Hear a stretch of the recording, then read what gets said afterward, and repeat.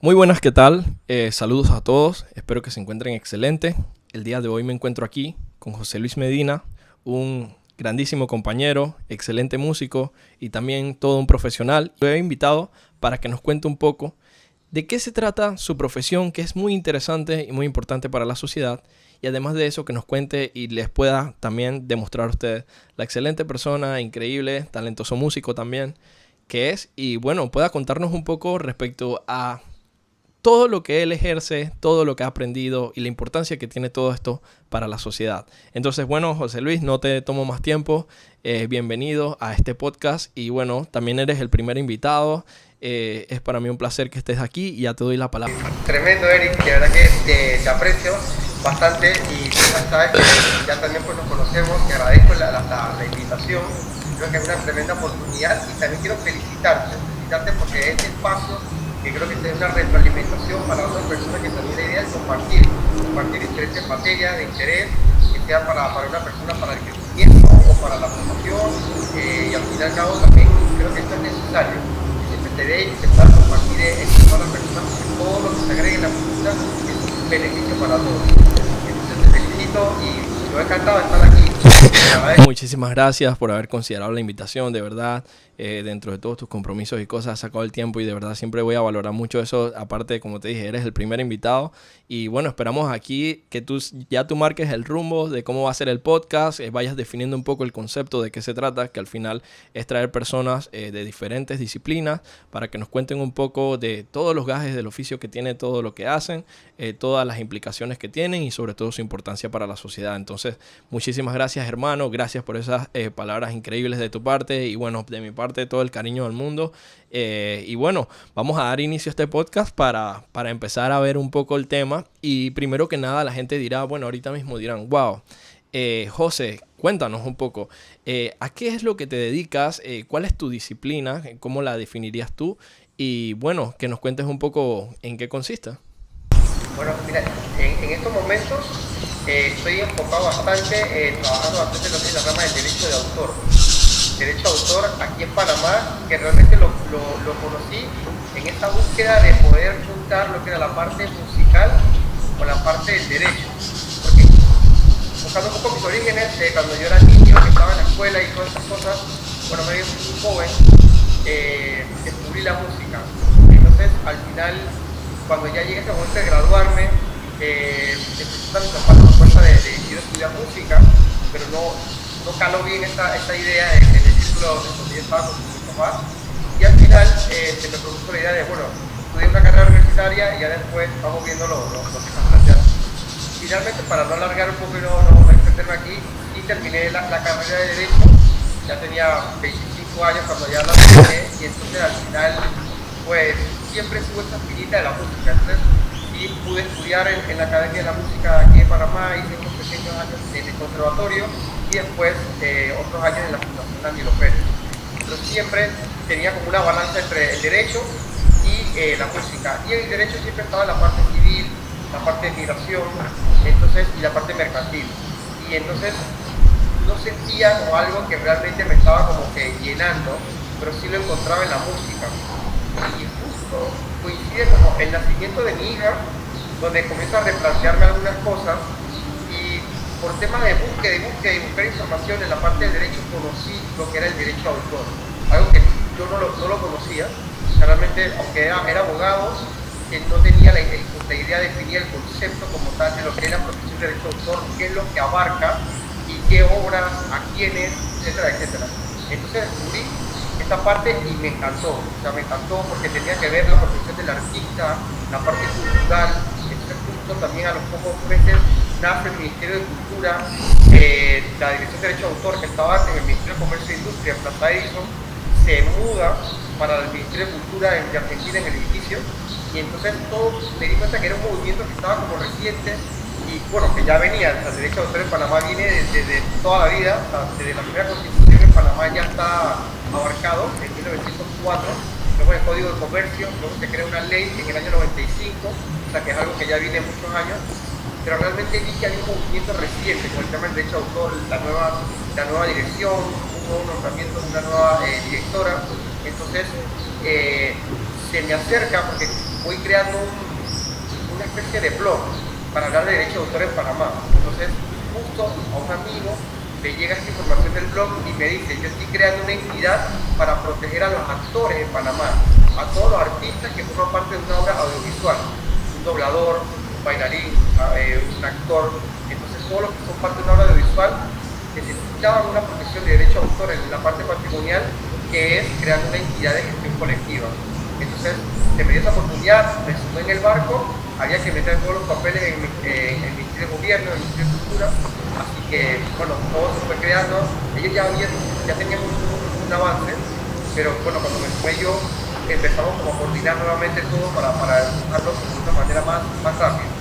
Entonces se dio y feliz, o sea, a medida que iba conociendo el derecho de autor, me di cuenta que esto era lo mío, que podía sentarme con músicos, que podía sentarme con los actores y podía crear, ayudarlos a ellos a poder definir o generar, plasmar el derecho que ellos necesitaban. Y al final, en eso estoy, Eric, me dedico full a gestionar los derechos de ellos, negociar, cobrar sus regalías y empezar que esto pues comienza a tomar un grupo. La música la sigo practicando, ya no tengo los proyectos que tenía antes, ya es algo como más personal en mi casa, me gustaría, yo creo que algo que no voy a abandonar nunca en mi vida, va a estar conmigo, porque todo esto nace de la música, que yo estoy aquí ahora con un saco, pues no quiere decir que sea realmente como abogado, sino que esto viene y nace de mi interés por la música.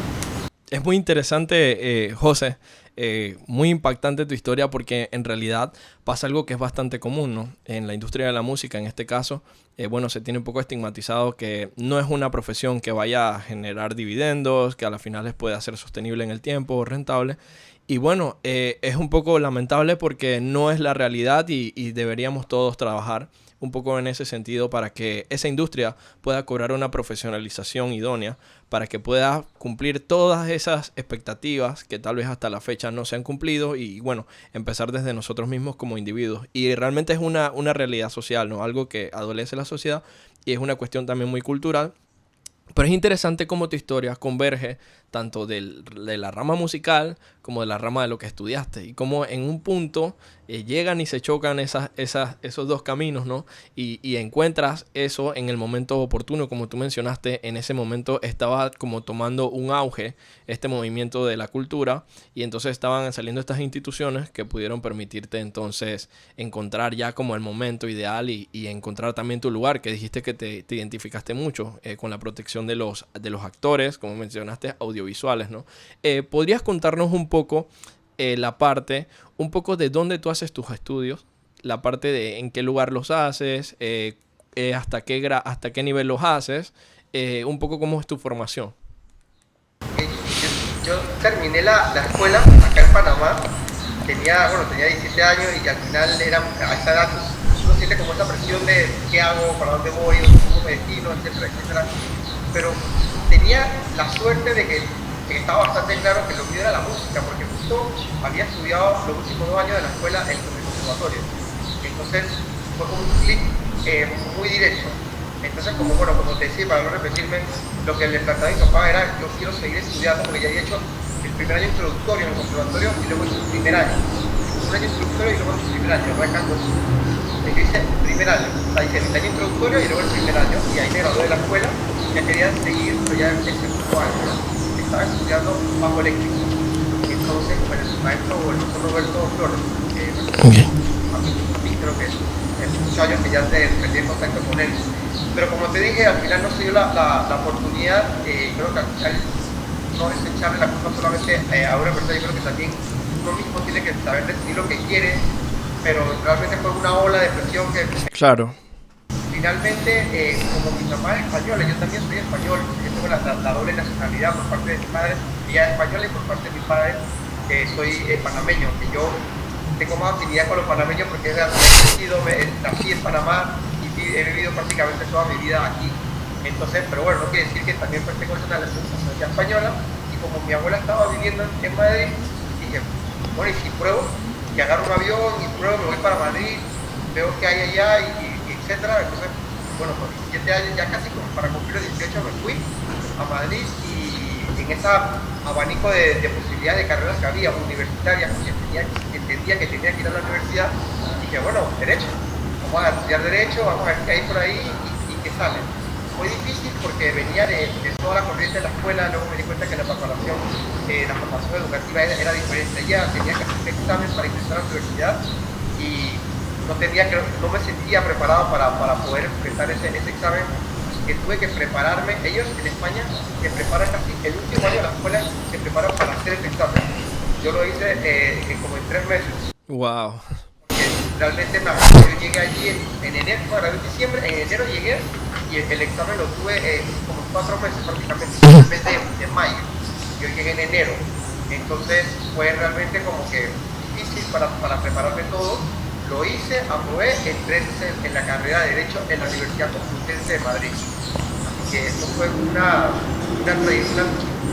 avance en mi vida, una nueva puerta que se abrió, una nueva cultura, una nueva universidad, estaba familiarizado con todo, que fue un impacto bastante en todos los géneros, en todas las partes, mejor dicho, y se dio. Así que el primer año fue como de adaptación, ahí fui poco a poco hasta que me gradué. Eran 5 años de carrera allá en Madrid, a mí me tomó 6. Wow. Finalmente se logró la meta, que es importante. Y cuando yo me gradué, mi intención era quedarme ahí.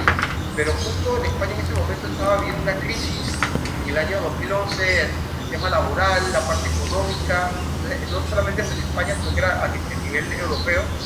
Y dije, bueno, si pruebo me regreso para Panamá y veo oportunidades ahí, pues también no está de más. Entonces, bueno, me vine para acá en el 2011 a probar oportunidades y ahí arranqué. Cuando llegué tuve oportunidades para trabajar en diferentes ramas. Estuve en la parte de la Mitsubishi, estuve en la parte del Servicio Nacional Aeronaval, o sea, la parte privada, la parte pública, y luego después, ahí fue cuando retomé, pero ya cuando tenía ya cerca de los 30, decir, bueno, voy a estudiar música porque es algo que tengo pendiente. Entonces ahí fue donde me metí en la Academia de Música de Panamá y luego en la Fundación Nilo Pérez. Excelente. Increíble eso. ¿Cómo atraviesas también lo que mencionas que se llama también el culture shock? Que es cuando tú llegas a una nueva cultura, por ejemplo, en el caso tuyo, cuando vas a España y vas y te enfrentas como a ese primer momento en el que tienes que no solamente preparar un examen en tiempo récord, porque para poder aplicar, sino que como ellos lo hacen, ¿no? Que un año entero preparan para ese momento y tú tuviste que hacerlo en ese tan corto tiempo que fue de 3 meses, ¿correcto?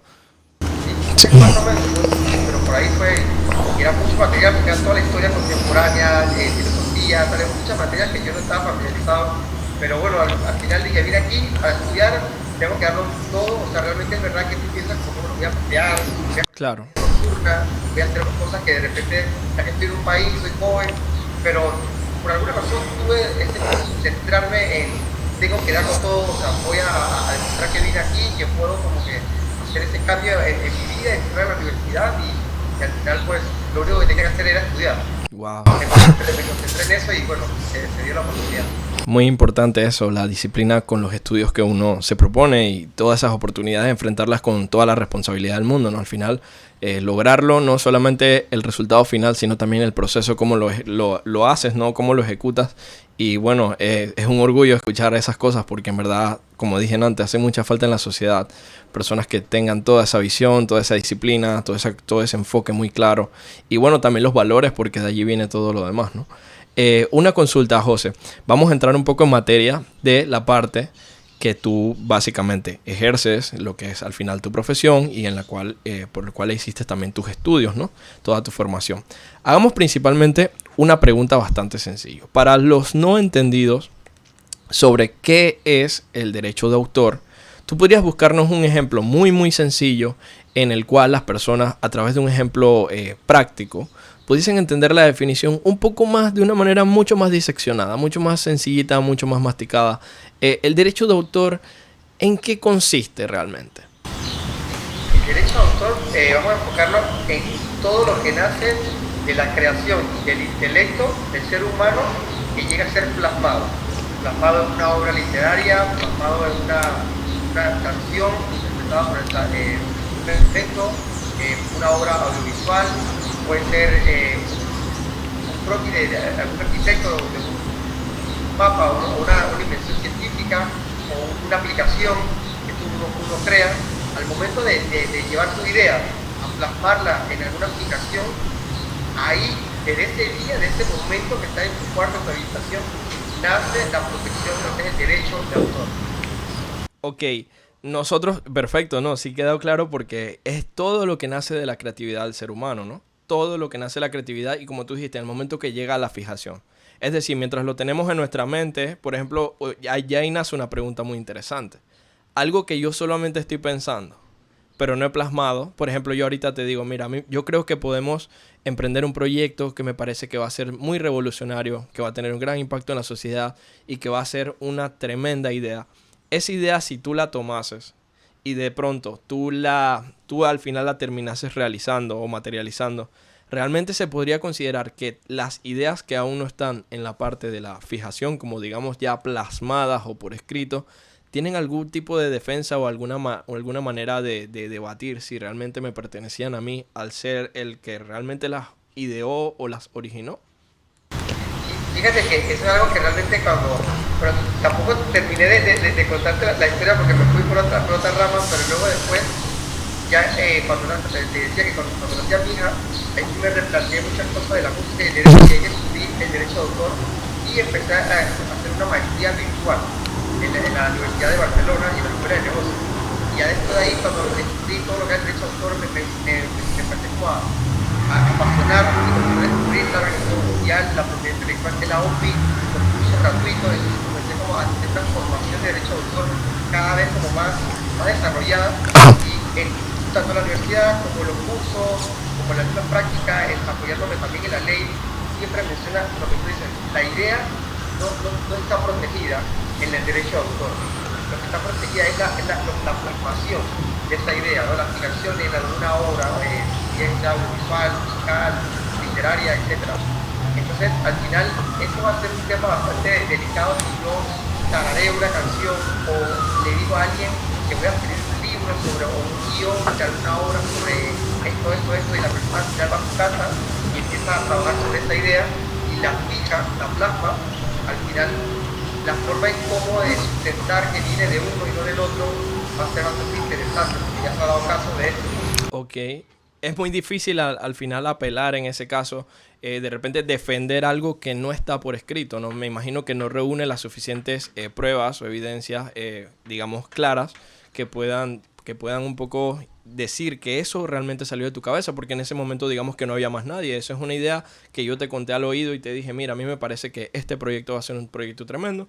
Tú fuiste a tu casa, realizaste el proyecto y al final cuando lo materializaste, pues en ese momento yo no tengo ninguna manera o ningún recurso en el cual yo pueda probar, digamos, frente a una audiencia, que eso realmente me pertenecía a mí, sino que realmente tú puedes decir con todo el lujo, yo eso salió de mi cabeza, o di lo contrario con alguna prueba, ¿no? Alguna prueba que demuestre realmente que eso es así. Otra consulta, y eso es un primer punto muy interesante. Entonces, las ideas, como mencionaste, no tienen hasta el punto de que ya estén plasmadas en el proceso ese que llamaste de la fijación, ya que se ponen allí, ya que eso está allí, hasta ese momento todavía no lo tiene. Muy interesante esa parte. Me gustaría hacerte una pregunta al respecto. ¿En qué momento uno debe acudir a las entidades o instituciones o buscar la asesoría necesaria en toda esta materia para uno poder empezar a defender todas esas pequeñas creaciones, pese a no estar terminadas? Por ejemplo, que ahorita está en un proceso de creación. Por ejemplo, yo estoy haciendo un dibujo pero no lo he terminado. Estoy componiendo una canción, va por la intro, pero apenas va por el estribillo, por ejemplo, no está totalmente terminada. ¿En qué momento tú le aconsejas al artista o al creativo acudir a las entidades o empezar un proceso de registro, de decir, mira, yo estoy haciendo esto aunque no esté terminado, me pertenece, o solamente estando terminada la obra se puede empezar a hacer todos los movimientos, ¿no? Sí, bueno, súper interesante pregunta, Eric, y te voy a decir algo que a lo mejor te va hasta impactar, porque a mí sí me llamó la atención bastante. Fíjate que en el transcurso de estos últimos años, que ya te digo que he estado trabajando con artistas, he podido trabajar con artistas ya de renombre, Eric, o sea, de renombre conocido, que ya tienen un trabajo internacional, están en plataformas, están viven de la música, y cuando les pregunto sobre la protección de sus obras, se quedan extrañados y me dicen, no necesitamos canciones. Wow. Las propuestas no te no puedo creer. Y es, sí, ayúdame con eso, entonces vamos a hacerlo tal. Y al final terminamos haciéndolo porque realmente es fundamental. La ley aquí en Panamá, que solamente hay una ley de derecho de autor, que es la ley 64, nos indica que la creación nace desde el momento que se realiza, o sea, el derecho de autor, perdón, nace desde el momento en que se hace la creación. O sea, que tú estás en tu casa, agarras el bajo y creas unas líneas, una melodía, en ese momento se supone que la ley ya te genera una protección de derecho de autor. Pero, ¿cómo lo demuestras? O sea, realmente al final tienes que buscar un celular, grabarte tu computadora y tener esa protección, porque el día de mañana tienes ya demostrar, no, es que a tal día, a tal hora yo hice esto, otro día la grabé, etc. Pero la entidad gubernamental que protege la obra, por donde se hace el registro que se dice, es la Dirección Nacional de Derecho de Autor, que está en el Ministerio de Cultura desde el año 2019, o sea, recién, ya está en el Ministerio de Comercio y Industria. Todo se hace virtual. Escribes, ellos tienen un solo correo que se llama obrasautores@cultura.com. Ahí escribes, oye, quiero registrar esta canción, ¿qué se necesita? Te envían los formularios, lo rellenan el formulario, lo envías de vuelta con el MP3 o con la obra literaria, con la obra visual o el MP4 que tengas, dependiendo de la obra, ¿no? Lo envías, ellos te responden que está todo bien y te mandan un comprobante de pago. Lo puedes pagar en los $5 del Banco Nacional o en la caja de ahorros. Y eso lo tienes que, le tomas una foto, lo escaneas, lo envías a ellos nuevamente a obrasautores@cultura.com y ellos te dan el ok. Cuando te dan el ok, en 30 días te sale la resolución. Y con esa resolución es el acto declarativo, no es que te va a generar un derecho, no, solamente ellos están declarando que efectivamente esta obra que tú le has enviado te pertenece a mí, o sea que tú eres el autor. Que el día de mañana es la mejor prueba fehaciente de que si alguna persona empieza a interpretar tu canción o lo que sea, pues realmente tú tienes cómo demostrar que esa canción a ti te pertenece, que ya tú la depositaste en la Dirección Nacional de Derecho de Autor. Entonces es fundamental registrar tu canción. ¿Y por qué te lo digo? Termino con un ejemplo que me pasó ni siquiera hace un mes, sí, fue en mayo, ya, bueno, digamos que sí, hace poco. Una persona que trabaja para una empresa que le gustaba tocar guitarra, esa empresa multinacional, y tiene empresas en Canadá, en Estados Unidos y en otras partes del mundo.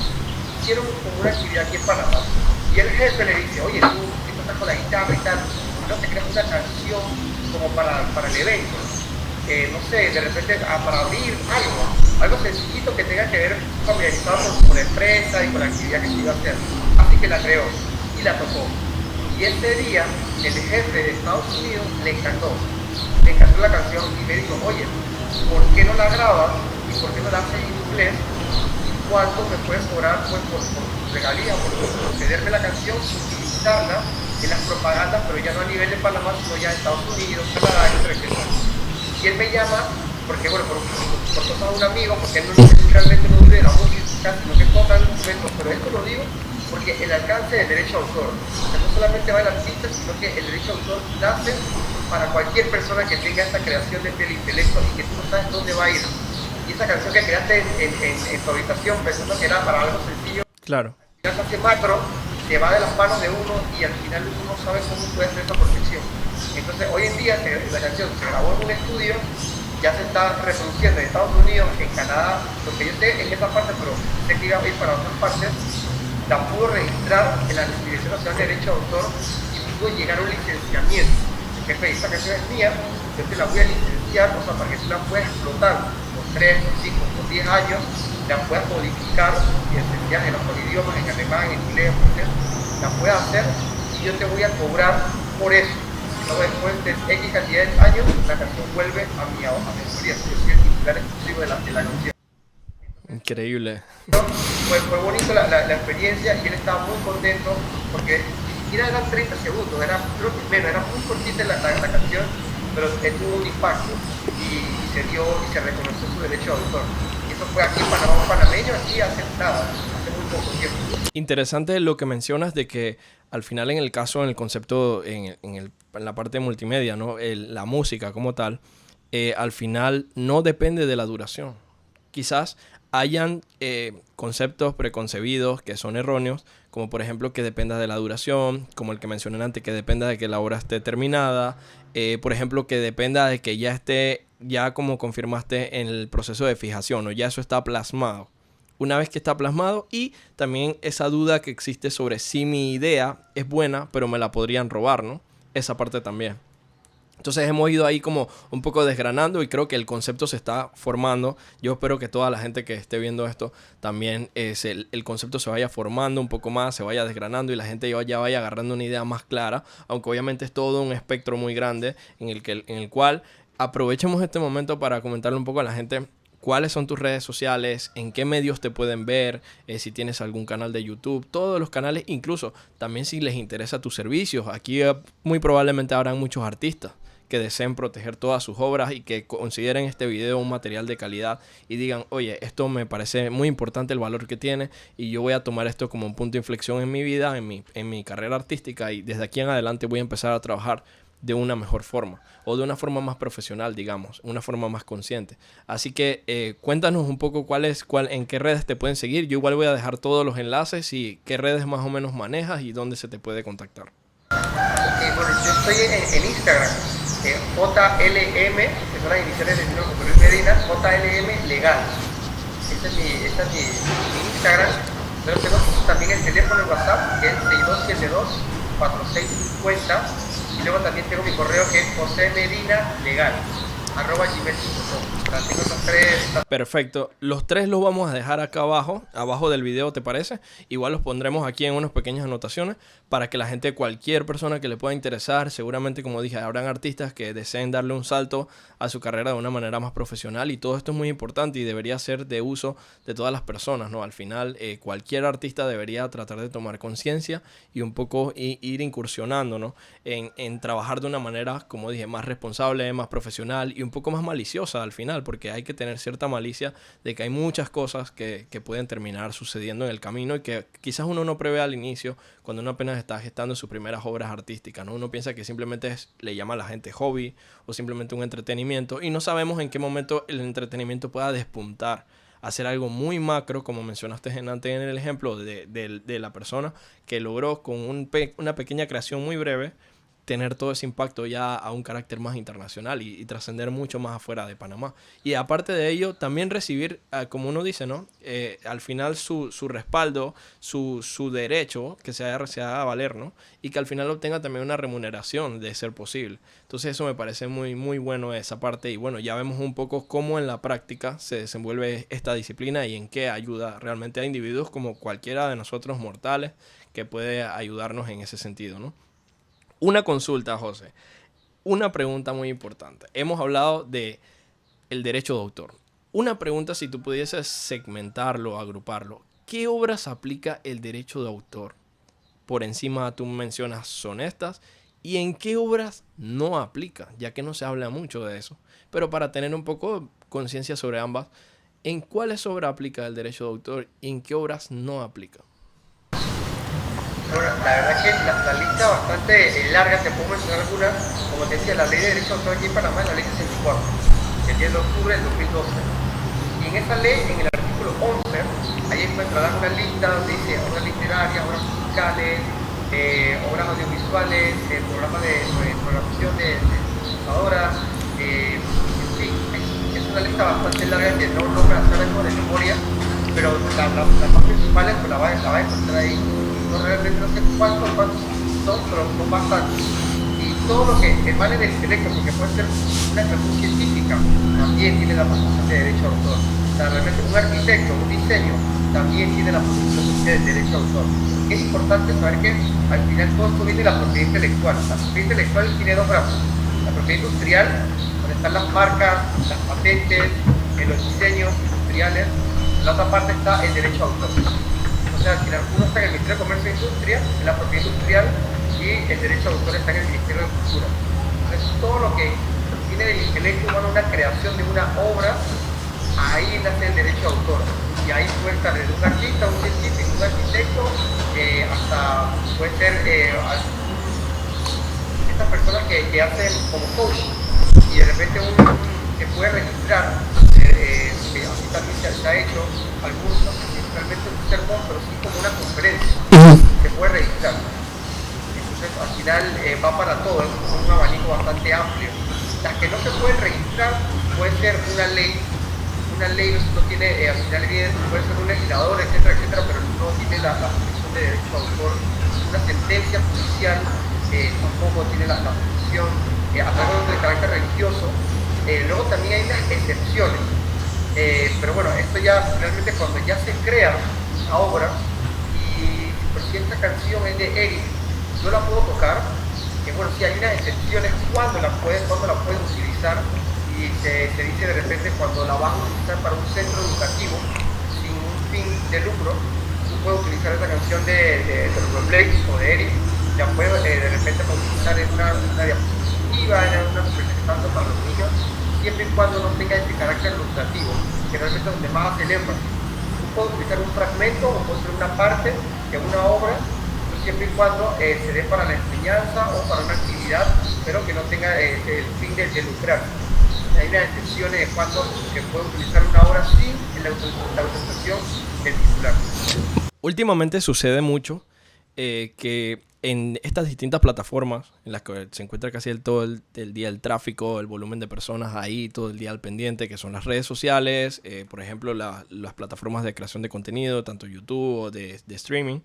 En toda esta plataforma se ve muy común últimamente, digamos en los últimos, no sé si 10 o 5 años, pero se ha visto un boom muy grande también, y quizás también en negativo, de que hay mucho tema del bendito copyright. El copyright por la música, el copyright porque usaste una imagen de fondo, el copyright porque usaste tal vez los acordes, porque se han visto casos, por ejemplo, en tutoriales de guitarra, donde una persona estaba simplemente haciendo un acorde, que es un acorde universal, que es un acorde propio de la música, es simplemente un conjunto de notas, y al ser usado, de repente el mismo algoritmo de YouTube ha detectado que eso le pertenecía a una canción, o hablemos un poco más allá de quizás la progresión de los acordes. Por ejemplo, si yo utilizo una progresión muy común, por ejemplo, con Do mayor hay muchas progresiones que la gente suele hacer, por ejemplo, Do, La menor, Fa, Sol. En esta progresión muchas canciones la tienen. Pero digamos que yo hice de repente en la guitarra un strumming diferente, como tan, tan, tan, tan, tan. Y de repente la otra canción va tan, tan, tan. Pero solamente por usar los mismos acordes, muchas veces te salta el aviso de copyright y te dice, no, esto le pertenece a Sony tal, de la canción tal. Y ya tienes un strike en tu canal. O sea, una penalización por, digamos, haber incumplido. Y también el tema de cómo ellos pueden, y es algo muy importante en este mundo del derecho, cómo ellos pueden ejercer o de repente aplicarte ese strike aún sin tu anuencia de que eso, como uno dice a veces, el derecho no te exime del no conocimiento del mismo. O sea, a ti no te exime las consecuencias de no conocerlo. Digamos que es una responsabilidad del individuo y también de la sociedad, ¿no? A la parte educativa, de que tú conozcas hasta dónde, y en todos los marcos, no solamente en la parte de la propiedad intelectual, sino igual en lo penal, ¿no? Exacto, totalmente. Yo creo que es un mundo, o sea, que ya tiene bastantes años, pero las plataformas digitales todavía, a día de hoy, no se han terminado de definir esas políticas, y al final cada plataforma tiene sus propias políticas. Y tú dices, claro, el algoritmo. O sea, realmente lo que se podría hacer, y ya han abierto también han sido como un poco más flexibles y sencillo como al momento de tú subir el video, tienes que especificar qué lo estás subiendo, para qué es público, etcétera, etcétera. Y al final salta el copyright cuando ya subes el video, te mandan ese aviso del strike, entonces tú tienes que sustentar. No, es más para esto, y si tú eres el titular de la obra, el compositor, lo puedes subir, si no lo eres porque es una versión, lo puedes escribir. Al final ellos te dan en unos días de responderte si al final sí cumples o no lo cumples, y te bajan el video o no. De hecho, también creo que el segundo o el tercer strike ya no te cancelan el canal, sino que te lo ponen como en pausa, y de forma interna abren un canal con el dueño del canal para que puedas sustentar qué es lo que está explotando, por qué, si al final se da o no, regresa otra vez del canal o ya lanza en el cierre definitivo. O sea, esto no se estaba dando antes en YouTube y en otras plataformas. Al final se ha dado ya estos casos que tú dices, estos ejemplos de qué pasa cuando se dice un acorde, celular, porque si lo haces en vivo, el algoritmo sí salta de una vez y al final te cierran el en vivo o Te banean, como le dicen, te banean. te banean. Entonces al final sí, el en vivo ya es un poco más distinto y es creo que algo que todavía no se ha mejorado cuando se lo hace en vivo. El algoritmo está ahí, salta directamente y ya pasa. Sí, pasa muy común. Y a día de hoy también se ha popularizado mucho el concepto del streamer, que es la persona que de repente está en Twitch y está todo el día básicamente reaccionando, porque los videos tienen ese título al final, que dice reaccionando a la canción de Shakira. Entonces tú ves que la persona coloca la canción de Shakira de fondo. Pongamos pongamos que es una persona que analiza música, por ejemplo, está Soundtrack, que no sé si lo has escuchado, que él básicamente pone deconstruyendo canciones o analizando canciones, o el Chombo mismo. Tú ves que utilizan materiales y los ponen de fondo y van diciendo, ok, en este momento yo creo que está usando este acorde, y mientras con el piano va tratando de sacar la melodía los acordes de oído. En esos casos, ¿cuál es la condición para poder hacer el uso? Aparte de las que mencionaste, registrar el propósito del video, que al final tiene una finalidad divulgativa y de educación. Si no, sería incorrecto, como dicen, monetizarlo, o aún así ellos tienen vías para monetizarlo, aún siendo digamos, una obra ajena, la que está más o menos tratando, ¿no? Exacto. O sea, al final el video se monetiza. O sea, ellos monetizan utilizando ese fragmento y haciendo ese ejercicio de docencia, o de repente también el propio Slomo, que a veces también habla un poco de la historia de la canción, o del género, etcétera, etcétera. O este soundtrack también que monta todo, ¿no? Desde el día intro, todo. Ellos monetizan, estoy seguro, no tengo contacto con ellos, pero estoy seguro porque llevan ya un recorrido de bastantes años en esto y estoy seguro que realmente lo hacen también con ese tipo de trabajo profesional. Y quiero suponer que realmente esa explotación, esa obra que ellos están utilizando, vamos a poner en este caso de Shakira cobrará regalías por la explotación de su obra. Al final existe ese consentimiento de que él entiende que está utilizando una obra, pero que también la monetización no va a ser íntegra, sino que hay que reconocer los derechos de autor por utilizar una obra que no sé si tenga la autorización o no, pero que se debe reconocer el derecho de autor, el intérprete del autor en este caso. Todo esto se hace de manera automática, o sea, al momento que de repente YouTube prácticamente detecta la música. O sea, tú solamente con subir un video, abajo te sale hasta la productora y todo eso, te sale en la parte de abajo la descripción del video. Ya últimamente sucede eso. La pregunta es, a partir de ese momento yo no tengo que hacer ningún tipo de contacto con el artista, o simplemente ese artista va a empezar ya a percibir ingresos por lo que mi video genere. Por ejemplo, yo subo un video a YouTube. Tú eres un artista, tú eres de repente Chayanne. Yo estoy utilizando una canción de Chayanne, ¿ok? Entonces, en ese momento que estoy usando una canción de Chayanne, yo no tengo que hacer ningún tipo de aviso con él, ponerme en contacto de repente con su representante, vamos a suponer su disquera o lo que sea. Eso automáticamente YouTube se encarga de decir, mira, como esto me parece una obra que es tuya y tengo la convicción suficiente para decir que es tuya, tú vas a empezar a percibir unos ingresos y eso ya es directamente ellos con él. O en el caso de que digamos también, un segundo supuesto, una segunda pregunta sería, en el momento en el que yo incumplo estas normativas o de repente me equivoco al utilizar una obra que no sea de mi autoría y de repente a mí me sale el strike, pero yo siento que puedo defenderlo, el máximo nivel al que podría defenderlo solamente sería a que se entienda se corrija el malentendido, o podría incluso llegar a si existe algún tipo de perjuicio. Por ejemplo, yo tenía un canal con 2 millones de suscriptores, era mi sustento y a mí me lo borraron, pero realmente yo no usé algo, o yo usé los acordes, como mencioné antes. Simplemente unos acordes que todo el mundo utiliza en la guitarra, que son universales, que no tienen un dueño, por así decirlo. En ese caso, yo podría recurrir de repente a exigir de repente, no sé, un retroactivo o algo. En ese caso. Sí, claro, realmente el derecho de autor es bastante estricto. O sea, en ese caso, el cumplimiento de las políticas, por ejemplo, de YouTube. O sea, si hay una infracción como tal de una obra que le pertenece a otra persona y la otra persona la está explotando, automáticamente te dan esta oportunidad de poder demostrarlo, y si realmente no cumple con los requisitos que ellos están estableciendo, simplemente se cierran el canal. Y te pongo, por ejemplo, un ejemplo, una orquesta de salsa aquí en Panamá, muy popular. Firman un convenio con una productora, un acuerdo. La productora se da cuenta que hay una persona que se llama Salsa Latina y tiene un canal que ahí pone canciones de Oscar de León, de la orquesta de aquí de Panamá, diferentes artistas. Y tiene millón de reproducciones en la salsa latina.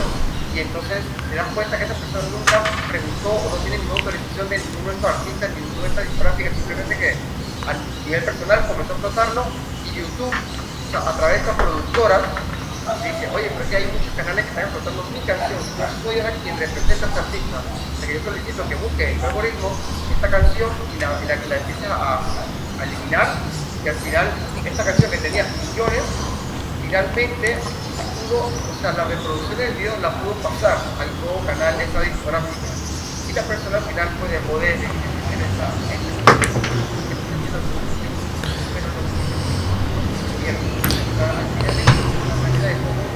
la persona que está buscando generalmente no sustentar lo que ellos tenían la presión, y realmente no lo puede sustentar, es cierto. Claro. Pero finalmente. Ok, entiendo. Vamos a pasar a una última pregunta en la cual vamos a tocar el tema y es muy interesante. A día de hoy también hemos tocado bastante orientado a la música, todo este más orientado a lo que es el audio, la música, los artistas. Y viene una pregunta un poco más por esa misma línea. Hoy en día existe una herramienta o digamos una herramienta que existe en Instagram que te da la posibilidad de que una vez que tú subes de repente una historia, tú subes una historia y dice música, ¿no? Deseas añadir donde están los stickers y todo esto, te sale ahí. Deseas agregar una música, tú das clic en eso y te sale un buscador en el cual tú puedes buscar sea por el nombre del artista o directamente la canción, o parte del nombre de la canción y directamente te salta la misma canción del artista para que tú lo coloques como de fondo en tu historia. Pongamos que tu historia es una historia que está en mudo y obtienes sonido igual y tú deseas ponerle una música que tú sientes que ambienta ese momento. ¿Eso realmente es legal? ¿O cómo Instagram hace para incursionar un poco con esta propuesta? ¿Eso tiene el consentimiento de todos esos autores? ¿O cómo funciona? ¿Ellos reciben algún tipo de remuneración por ello? Esa es súper buena pregunta, Eric. Mira, al principio cuando nace YouTube, yo sé que vamos a hablar de Instagram, pero que realmente cómo se cobran las regalías. No había esa claridad hasta qué punto, cómo, y YouTube al principio tampoco digamos que la estaba distribuyendo las regalías de una forma como la está haciendo ahora. Ha mejorado, que hay un canal un poco ya más abierto para poder recibir regalías o monetizar los videos de la forma correcta. Entonces, al final sí había como una incertidumbre, que es lo que va a pasar también con Instagram, y al final se entendió que para tú cobrar tus regalías lo tienes que hacer tú personalmente, o sea, tomar la puerta en YouTube, abrir tu canal, hacer el contacto con ellos, yo a mí tu producción o a mí lo que te corresponde, y llegas a una X cantidad de views, te va generando esas regalías dependiendo del país al que tú estés. Porque luego también me di cuenta que un video que tenga X cantidad de reproducciones aquí en Panamá no es lo mismo que en Estados Unidos se monetiza de forma distinta, no lo sabía y al final pues hay muchas cosas que el paso uno va descubriendo. Porque en Panamá las regalías se cobran a través de la entidad de gestión colectiva, pero no todas las entidades de gestión colectiva aquí en Panamá están recopilando en todas las plataformas. Entonces esa parte pues todavía no está como diríamos en este proceso de crecimiento. Entonces en Instagram, cuando tú estás subiendo una canción, al momento de abrir tu cuenta, tu perfil en Instagram, estás aceptando las publicaciones. Y a su vez entiende que estás a explotar las canciones del repertorio que está dentro de Instagram. Tú vas a poder escuchar cualquier canción, o sea, digamos, no está dentro de la plataforma de Instagram. Lo que quiere decir que Instagram ya está reconociendo estos derechos a los artistas que declaren sus regalías. Ahora bien, ¿cómo lo está haciendo? Esa es la buena pregunta, porque ya sé cómo lo hace Instagram, no lo sé. Yo supongo que será la forma de como lo estaba haciendo anteriormente YouTube, que le toca al autor de la canción hacer la llamada o enviar el correo, reclamar su garantía o preguntar cómo se va a reconocer esas regalías, porque eso ya 10, 15, 20, 30 segundos de la explotación de tu obra en tu obra. Correcto. Explotando mundialmente, lo cual es un acto de comunicación pública y el acto de comunicación pública debe de recibir una remuneración equitativa. Es así. Entonces tienes que tocar la puerta y buscar la manera. Excelente. Una consulta, José. Para profundizar un poco más estos temas, para de repente informarse un poco más, ¿existe algún libro, alguna página de repente alguna enseñanza aquí en Panamá, si a alguien le interesa esto, también si quisiera incursionar ya profesionalmente a dedicarse a esto, ¿habría algún consejo que tú puedas decir a la gente? Mira, puedes acudir a esta entidad, puedes de repente optar por esta carrera que se encuentra en esta universidad, o más o menos tengo entendido. ¿O existe algún libro que a ti te haya ayudado mucho? ¿Algún canal de algún de repente mentor que tú sientas que tenga el conocimiento sobre estas cosas y que realmente puedas obtener aún más información, incluyendo por supuesto el tuyo, que ya lo dejamos, para que toda la gente que desea acudir pueda conocer un poco más sobre el tema? Sí, súper. Mira, como te decía, yo hice la maestría en Barcelona y al final de una maestría pues abarca mucho tiempo y también horas de estudio. Pero luego descubrí, espero que lo mencionaste, la Organización Mundial de la Propiedad Intelectual, que es la OMPI. Ellos ofrecen cursos gratuitos, súper avanzados y no realmente ameritan una cantidad de tiempo, de diarios, tal. Uno se organiza y al final, cuando ya está preparado, al tiempo de uno abre un enlace para hacer el examen. Cuando hace el examen y lo pasa, entonces se le da un certificado digital. Así que decir con esto, que al final uno adquiere buenos conocimientos gratuitos y profundizados en genéricos, ¿no? En lo que es la organización de la propiedad intelectual, qué es el derecho de autor, qué abarca, por qué se llama derecho de autor y qué son los derechos conexos. Porque siempre se llama derecho de autor y derecho conexo. El derecho de autor es el compositor, es el autor de la canción, pero en una canción o en una obra audiovisual hay una productora. Esa productora musical o audiovisual está la parte de los derechos conexos. El artista, o sea, yo compuse la canción, pero le di mi partitura a un pianista, el pianista va a interpretar. Entonces, al final ese artista, ese intérprete o ejecutante, también está dentro del derecho conexo. O la entidad de radiodifusión, también está en la parte de derechos conexos. Todo el derecho, la parte del derecho de autor, o sea, el derecho de autor como el autor, el creador, el compositor, y los derechos conexos que están como el artista, el intérprete. Todos los que intervienen en el proceso, por así decirlo. Exactamente, muy bien, así es. Entonces, al final, hay muchos videos tutoriales en YouTube, pero para mí lo que más me ayudó fue la formación en la Organización Mundial de la Propiedad Intelectual, La OMPI. la OMPI. Ahí fue el inicio donde pude como empaparme mucho más, aparte de toda la información que me daban los profesores de ciencias sociales, etcétera, etcétera, en la parte de la universidad. Lo que después ya es un poco más técnico, pero para iniciar, yo creo que los cursos de la OMPI es la clave. Excelente eso. Bueno, esperamos que toda esta conversación y esta plática, que seguramente podremos, de repente sería un gusto tenerte aquí en una segunda oportunidad, en algún momento que lo podamos coincidir. Y bueno, yo encantado, eres la primera persona que participa en el podcast y pues te agradezco muchísimo. Me pareces igual, yo siempre te muestro mi cariño, así que una excelente persona, una calidad de persona, músico y también de profesional. Así que bueno, también dejaremos el enlace tanto a tus redes sociales, todos tus canales de comunicación, tu número, cualquier persona que lo necesite. Y bueno, en el consejo que nos mencionaste de los cursos de la OMPI, a quienes deseen aplicar, igual cualquier material o cualquier cosa lo vamos a dejar aquí abajo. Igual van a poder estar en contacto contigo, tú vas agregando contenido, de hecho tienes entrevistas, tienes de repente material que tú vas soltando en tus redes sociales, por ejemplo en Instagram, así que ahí van a tener presente todas las personas qué es lo que tú estás haciendo, todo lo que vas progresando. Y bueno, en una segunda oportunidad sería importante también tratar estos temas como la ley, todo lo que has estado tratando últimamente, todos esos logros. Así que seguramente vamos a tener una segunda oportunidad. Y bueno, nada más que despedirte y agradecerte mucho de todo corazón que estés acá. Gracias, Eric. Yo creo que también el sentimiento mutuo, quiero que sepa, estoy muy feliz y también un orgullo de estar aquí sentado contigo. Siempre que sea necesario, pues estoy a tu disposición. Gracias por la oportunidad y espero que haya sido de interés de todos. Yo también pues quedo también a la disposición. Cualquier persona que tenga alguna duda o algo, estoy aquí a la orden. Excelente.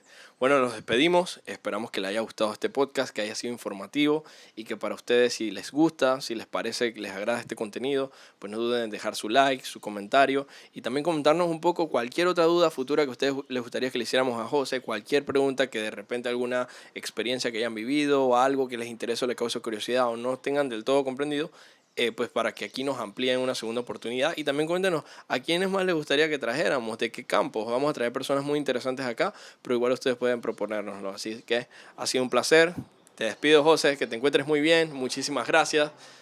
Gracias por la participación y bueno, un saludo y un abrazo fuerte.